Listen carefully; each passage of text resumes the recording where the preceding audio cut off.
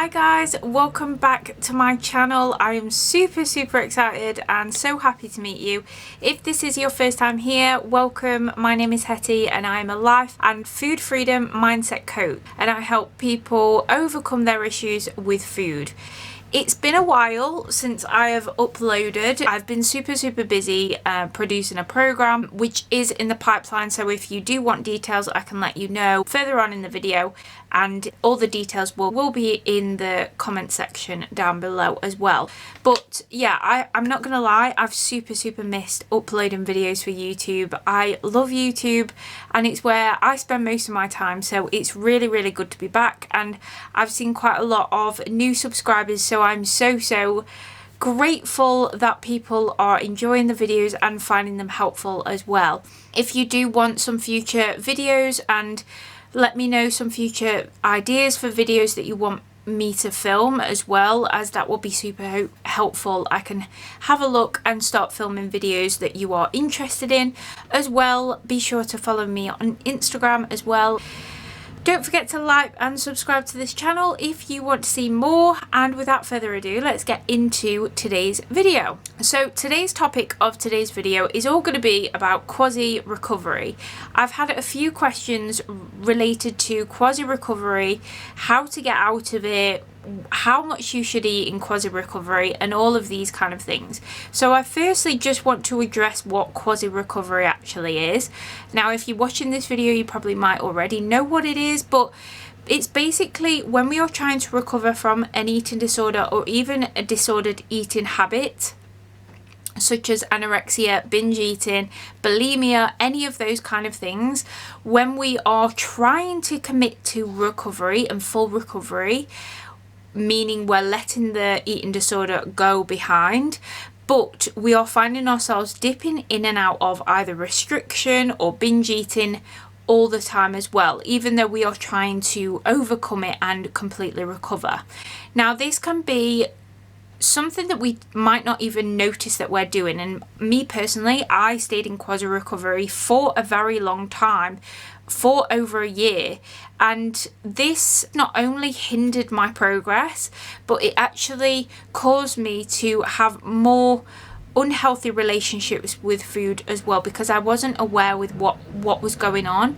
And I think when you're in an eating disorder or disordered eating habits, your thought processes aren't always as logical as they should be, and it's very easy to develop certain habits and behaviors without really noticing it.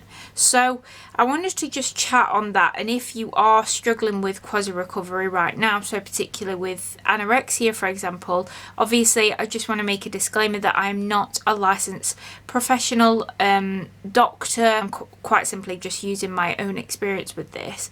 But what I find in quasi recovery is we are still, it's almost like we're fooling ourselves into doing the certain behaviors that someone who is recovered would probably do, and we might do it occasionally when we feel like it, but we still have this close hold for comfort, because we don't want to, ultimately we don't want to feel uncomfortable.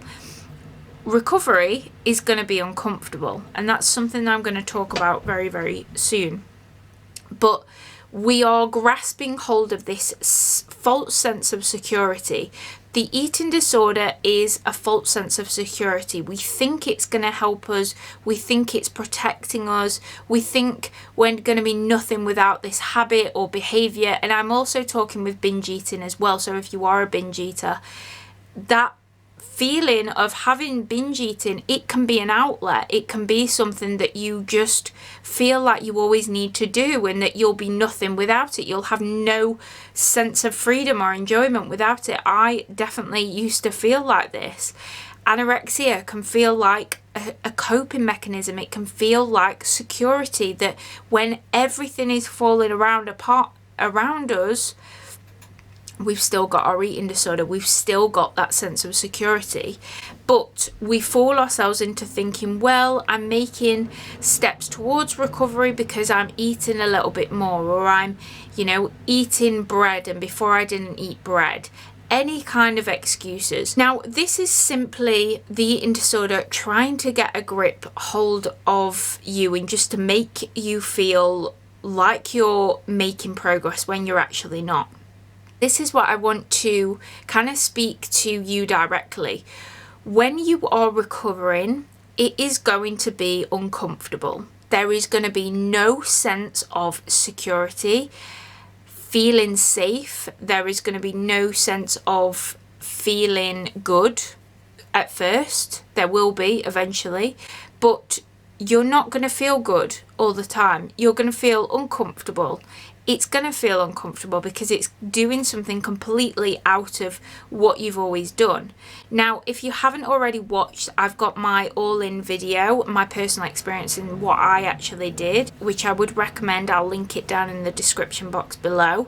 But in that video, I obviously go through how I went through my own recovery, and that was to eat unconditionally however much and whenever I wanted.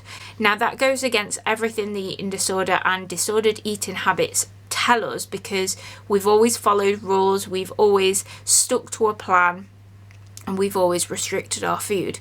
So I literally just allowed myself to eat whatever I wanted to. Did I want to do that? No, I actually didn't. I really didn't want to do that. Did I know I needed to?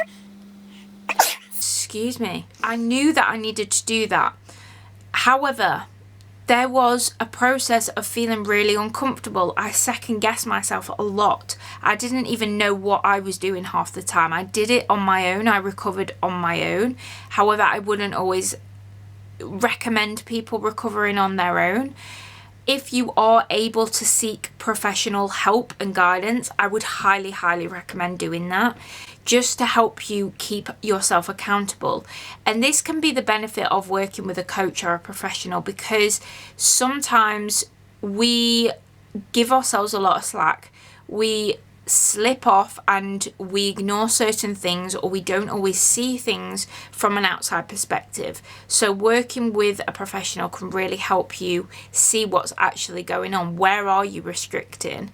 That might have been a habit for you, that for so long it's conditioned in you that, you know, you can't eat certain things, or you feel like certain things you just wouldn't do, when actually your body is needing that food. I personally went all in. I'm a very all or nothing kind of person. So I thought, do you know what? I know recovery is going to be uncomfortable, and it was. And that is what I want to just get through to everyone here, that recovery is not going to be comfortable. And before you even, obviously, recovery is the ultimate goal, but be honest with yourself. Are you expecting recovery to be a breeze? And are you expecting to have, you know, an ideal of what recovery looks like in terms of weight? Because that is what held me back for so long. I had the image of what I wanted my ideal recovery to look like. I wanted to weigh a certain weight, which goes against everything in recovery anyway. But I had a set weight in mind, and I would work around it. So I would work out in a certain way. I would tell myself, oh no, you've eaten too much, when actually physically my body was hungry for more food. So ask yourself honestly, am I putting false ideas into my head? Am I expecting recovery to be easy? Am I expecting myself to be at a certain weight? Because ultimately recovery is about allowing your body to get back to health, to get back to a state of balance, and that is your body's business, not yours. Our business is filtered and conditioned through society's ideals and society pressures. It's built through our own belief system around what is acceptable and what isn't. It's conditioned through fat phobia, all of these different kinds of things. So allowing your body fully, recovery is all about fully stepping into recovery and not second guessing, literally just going head first and just allowing your body to eat. And this is hard. This is not easy, especially when you've come from a place of always restricting yourself and always cutting yourself off. It's not going to feel easy, and I don't want to give anybody the illusion that it is. And that is obviously why seeking out help, professional help if you can, Even if you need to ask me a question, I would love to help as much as I can. So message me on here, Instagram, whatever. But seek help and seek guidance.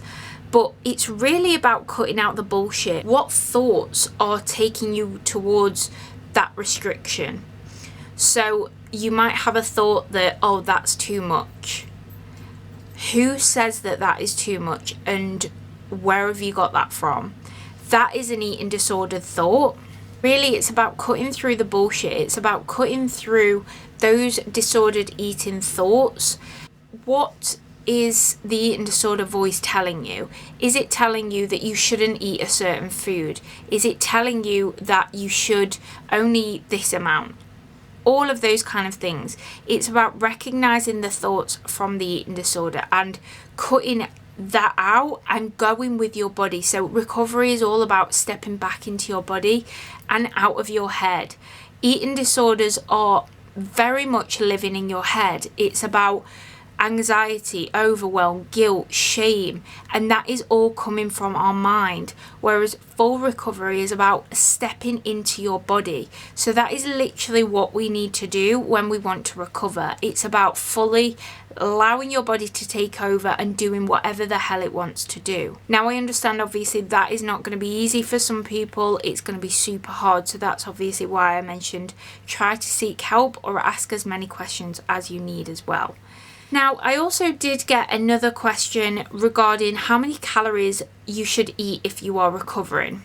Now, my honest opinion answer is you don't need to even think about or worry about calories.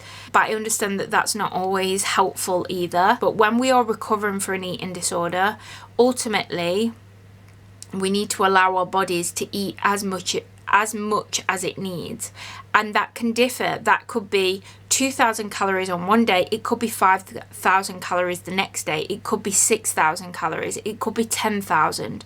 There really is no set in stone number that you should restrict yourself to, because I think sometimes when we get in the mindset of calorie counting, that can take us back to our eating disorder. However, I do think at times, sometimes keeping an eye on calorie amounts can be almost like a buffer depending on where you're starting. So I would say a minimum as around 2,500 calories to anywhere up to 5,000 calories a day. Depending on your level of restriction, I really think recovery needs to be in that space of around 3,000 plus calories to fully allow your body to recover. Now, I personally didn't track my calories when I recovered. Like I said, I just ate what I needed. And I think if you're asking this question from a place of I want to know so that I'm eating enough, and you're worried that you might not be eating enough, then that might be useful to keep a number in mind. So working towards, say, 2,500, 3,000 calories, whatever works for you. Or if you're asking this from a place of I want to eat a certain amount of calories for recovery so that I gain as little weight as possible, that is an eating disorder thought. That is keeping you stuck in your disordered eating habits. So I just want to clarify that and make sure that you understand and that you can, work around it, and making sure that you're eating enough. That is the ultimate goal here, that you want to be eating enough food for your body and not trying to restrict or trying to manipulate your food, trying to reduce how much weight you gain, because weight gain is going to be inevitable for recovery, but it's not. If you're wanting recovery, we need to put weight gain on the back burner. We need to ultimately focus on recovering and let that be our first and end goal. So I know this is quite a short video today, but I wanted to make it short and sweet, and obviously thank my new subscribers for subscribing. Like I said, please let me know any future videos you would like to see in the comments. Follow me on Instagram and let me know what videos you want me to film. I also have a podcast called the Coffee and Cake Podcast, which I will link down below, but that is available on Apple Podcasts and also Spotify podcasts as well. So be sure to check that out. But yeah, thank you so much for all all your support on here. I really do appreciate it, and I'm so incredibly grateful. I really hope you've enjoyed this video, and with that being said, guys, I really hope you are having a great day whatever you're getting up to. Don't forget to like and subscribe to the channel if you want to see more, and I will see you in the next video. Bye.